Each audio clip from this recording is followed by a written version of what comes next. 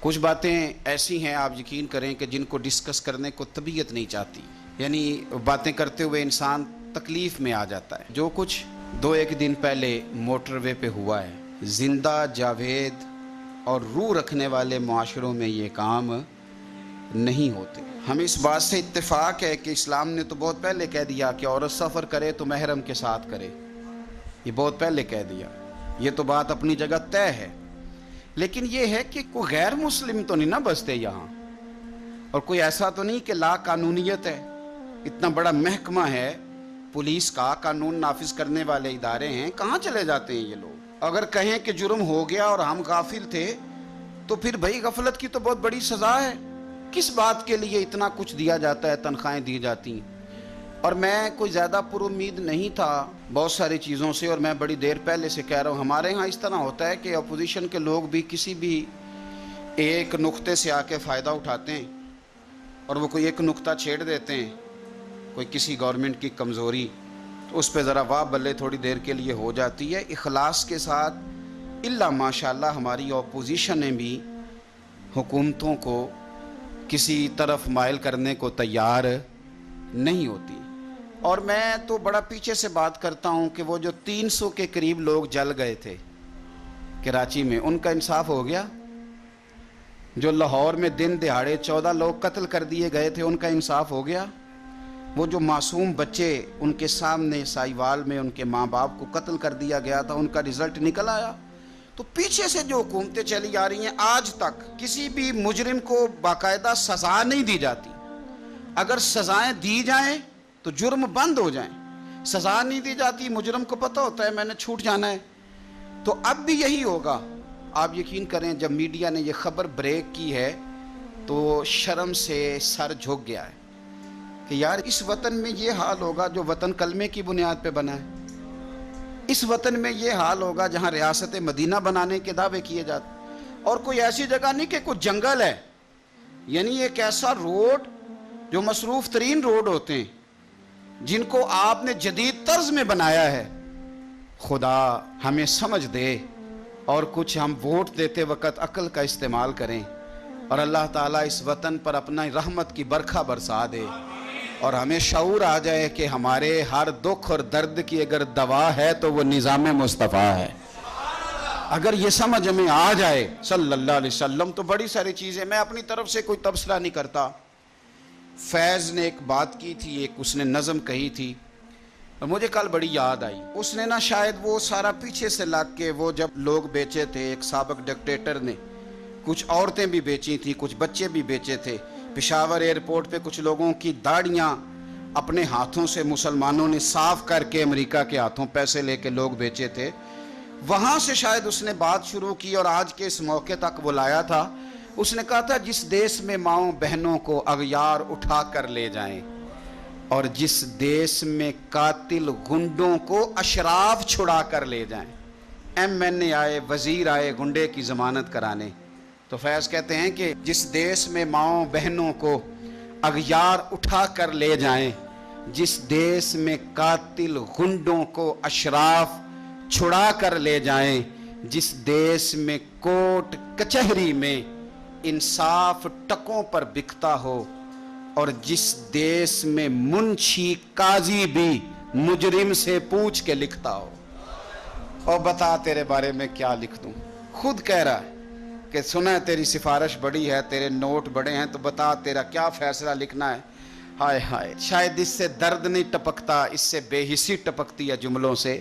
جس دیس میں کوٹ کچہری میں انصاف ٹکوں پر بکتا ہو، جس دیس میں قاضی منشی بھی مجرم سے پوچھ کے لکھتا ہو، جس دیس کے چپے چپے پر پولیس کے ناکے ہوتے ہوں، جس دیس کے مندر مسجد میں ہر روز دھماکے ہوتے ہوں، جس دیس میں جان کے رکھوالے خود جانیں لے معصوموں کی، سائیوال میں گولیاں ماری جائیں بچوں کے سامنے، جس دیس میں جان کے رکھوالے خود جانے لے معصوموں کی، جس دیس میں حاکم ظالم ہوں سسکی نہ سنے مجبوروں کی، جس دیس کے عادل بہرے ہوں آہیں نہ سنے معصوموں کی، جس دیس کی گلیوں کوچوں میں ہر سمت فحاشی پھیلی ہو، اور جس دیس میں بنتے حوا کی چادر بھی داغ سے میلی ہو، جس دیس میں آٹے چینی کا بحران فلک تک جا پہنچے، جس دیس میں بجلی پانی کا فقدان حلق تک جا پہنچے، جس دیس کے ہر چوراہے پر دو چار بھکاری پھرتے ہوں، اور جس دیس میں روز جہازوں سے امدادی تھیلے گرتے ہوں، اور جس دیس میں غربت ماؤں سے بچے نیلام کراتی ہو، جس دیس میں غربت ماؤں سے بچے نیلام کراتی ہو، جس دیس میں دولت شرفا سے ناجائز کام کراتی ہو، اور سنو، جس دیس میں عہدے داروں سے عہدے نہ سنبھالے جاتے ہوں، اور جس دیس میں سادہ لو انسان وعدوں پہ ہی ٹالے جاتے ہوں، تو پھر فیض کا فتویٰ سنو۔ فیض کہنے لگے جس دیس کے عہدے داروں سے عہدے نہ سنبھالے جاتے ہوں، اور جس دیس کے سادہ لو انسان وعدوں پر ہی ٹالے جاتے ہوں، اس دیس کے ہر ایک لیڈر پر سوال اٹھانا واجب ہے، اور اس دیس کے ہر ایک حاکم کو سولی پہ چڑھانا واجب ہے۔ اس دیس کے ہر ایک حاکم کو پھر سولی پہ چڑھانا واجب ہے۔ یہ سنو فیض کا فتویٰ، کیا تماشا ہے۔ اور تم سویرے اٹھتے اور اٹھ کے کہتے ہو کمیٹی بنا دی ہے۔ پوچھو اس ماں سے جس کی بیٹی سرے بازار رسوا کر دی گئی، اس باپ سے پوچھو وہ کس طرح انٹرویو دے گا اس کا بھائی، اور جب کچہری میں بلایا جائے گا اور جب سوال و جواب کیے جائیں گے، اور تمہارے تو پولیس کے اہلکار کہہ رہے ہیں وہ بی بی پہلے نکلی اکیلی کیوں، یہ تم جواب دے رہے ہو۔ اور کسی دانشور نے کہا تھا جس مقتول کا قاتل نہ ملے اس کا قاتل حکمران ہوتا ہے۔ نہ ادھر ادھر کی تو بات کر، یہ بتا کہ قافلہ کیوں لٹا، مجھے رہزنوں سے غرض نہیں پر تیری رہبری کا سوال ہے۔ کیا تماشا بنایا ہوا ہے، روز ایک کمیٹی نہیں بن جاتی ہے۔ بتاؤ کہاں ہیں وہ جو فیکٹری میں مزدور جلے تھے، بتاؤ ان کے مجرم کہاں ہیں۔ بتاؤ جو لاہور میں 14 لاشیں گری تھی، 16 لاشیں گری تھی، ان کو کس نے مارا؟ وہ جانوروں کا خون تھا جہاں دل کیا بہا دیا۔ وہ سائیوال میں جو میاں بیوی مار دیے گئے تھے، کیا وہ اس دھرتی کے پالے نہیں تھے؟ کوئی پرسان حال نہیں ہے یہاں، کسی کا کوئی پوچھنے والا نہیں۔ کدھر ہے وہ مجرم، کہاں تم نے ان کو سزائیں دی؟ آؤ میدانوں میں بات کرو، اور یاد رکھنا اگر تم جواب نہ دو تو پھر ہمارے پاس جواب ہے۔ پھر ہمارے پاس جواب ہے کہ جس مقتول کا قاتل نہ ملے اس کا قاتل، پھر ہمارے پاس جواب ہے۔ خدا سے ڈریں۔ اور میں نے بہت پہلے کہا تھا، پھر کہتا ہوں، ہمیں کوئی امید نہیں تھی، ہمیں پہلے بھی پتا تھا کہ نمبر پلیٹیں بدلی ہیں، انجن تبدیل نہیں ہوئے، اور نمبر پلیٹیں بدلنے سے گاڑیاں نہیں ہوتی، کوئی تبدیلیاں آیا کرتی۔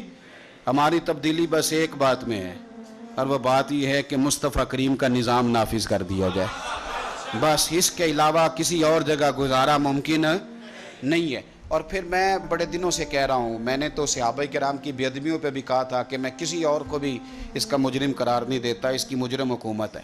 آپ کہاں ہیں؟ قانون نافذ کرنے والے ادارے کہاں ہیں؟ ویسے آپ کو بڑا پتہ چل جاتا ہے کہ اس کے پاس پیسے کتنے ہیں، ویسے آپ کو بڑا پتہ چل جاتا ہے کہ فلانے ادارے نے کہا ہے کہ فلانا لیڈر مقبول کتنا ہے، ویسے آپ کو ادارے گن گن کے بتا دیتے ہیں کہ کس کے کتنے بندے ہیں اور کون کتنا مقبول ہے۔ یہ نہیں آپ کو ادارے بتاتے کہ مجرم کہاں بیٹھے ہوئے ہیں، یہ نہیں آپ کو خفیہ ایجنسیاں بتاتی کہ ملزم کہاں بیٹھے ہوئے ہیں، یہ نہیں بتایا جاتا کہ فتنہ اور فساد برپا کرنے والے لوگ کہاں ہیں۔ باقی ساری باتیں آپ کو آپ کے تعلق کی لوگ کھول کھول کے بیان کر دیتے ہیں۔ میں بڑی ذمہ داری کے ساتھ آپ حضرات سے بھی کہتا ہوں، حکومت وقت سے بھی کہتا ہوں کہ اب دیر نہ کرو، ورنہ یہ تھوڑے دن رہ گئے ہیں، قبر میں جائیں گے، لوگوں کے ہاتھ ہوں گے، تمہارے گریبان ہوں گے، اور تمہاری پشتوں پہ جھنڈے لگے ہوں گے کہ تم غدار تھے، پشتوں پہ جھنڈے لگیں گے، حدیث سے ثابت ہے۔